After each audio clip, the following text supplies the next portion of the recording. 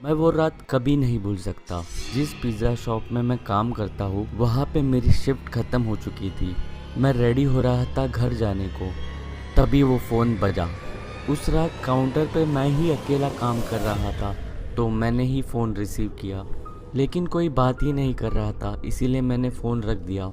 कुछ 1 मिनट बाद फिर से वो फ़ोन रिंग हुआ। मैंने फ़ोन रिसीव किया, तभी भी साइलेंस ही था। मैं फ़ोन फिर से रखने ही वाला था, तब मैंने एक कोल्ड और वीक साउंड सुनी फ़ोन से। वो आवाज़ किसी ओल्डर वूमन की थी। उसने कहा उसे रेगुलर चिकन पिज़्ज़ा चाहिए। मैं फ़ोन पे तो शांत रहा, लेकिन अंदर से तो मैं उस बूढ़ी औरत को गालियाँ दे रहा था।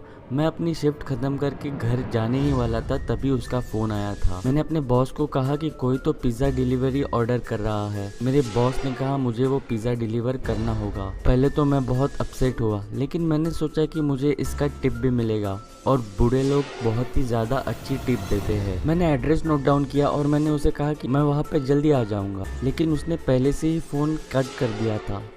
वो काफ़ी स्ट्रेंज था और रूड था।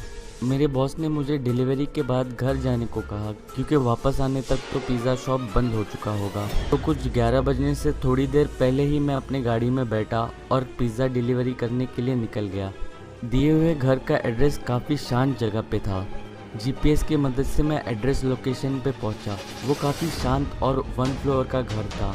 मैंने पिज़्ज़ा उठाया और घर की तरफ चल पड़ा। वो घर की सभी लाइटें बंद थी। मैंने बेल रिंग की, इसी होप में कि दिया हुआ एड्रेस गलत ना हो, लेकिन रिंग को किसी ने आंसर नहीं किया। मैंने फिर से डोर बेल रिंग की, लेकिन अभी भी किसी ने आंसर नहीं दिया था। मैं अभी वहाँ से निकलने ही वाला था, तभी मैंने अपना सर राइट साइड में घुमाया और मैंने देखा कि वहाँ पे खिड़की पे कोई खड़ा है। मैं पहले तो काफ़ी डर गया, फिर पीछे हुआ, फिर उसके बाद मैं इवेंचुअली उस खिड़की के पास गया उस इंसान को देखने। वो एक बूढ़ी औरत थी, मिड 70s में। वो एक ब्लैंक एक्सप्रेशन के साथ मेरी तरफ स्टेयर कर रही थी। विंडोज़ के थ्रू मैंने चिल्लाया कि उसका पिज़्ज़ा मेरे पास है, लेकिन उसने कुछ रिस्पॉन्ड ही नहीं किया। इसलिए मैंने और भी चिल्ला के कहा। तभी उसकी फेस पे एक बड़ी सी स्माइल आई। वो स्माइल कोई जेन्युइन स्माइल नहीं थी, वो काफ़ी क्रीपी और डरावनी स्माइल थी। मुझे आज भी उसकी स्माइल और वो एक्सप्रेशंस याद है। मैंने डिसाइड किया कि मुझे वहाँ से निकल जाना चाहिए, तो मैं वहाँ से निकल गया और अपने कार में जाके बैठा। पिज़्ज़ा को मैंने पैसेंजर सीट पे रखा। मुझे लगा कि मुझे ये सब अपने बॉस को इन्फॉर्म करना चाहिए। मैंने मेरे बॉस को टेक्स्ट किया और मैंने कार चालू कर दी।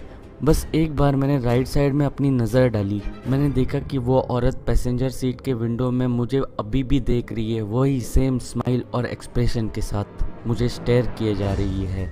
ये देखते ही मैंने वहाँ से अपनी कार बड़ी तेज़ी से भगाई और मैंने पीछे मुड़ के भी नहीं देखा। इसके बाद मेरे बॉस ने मुझे कभी लेट नाइट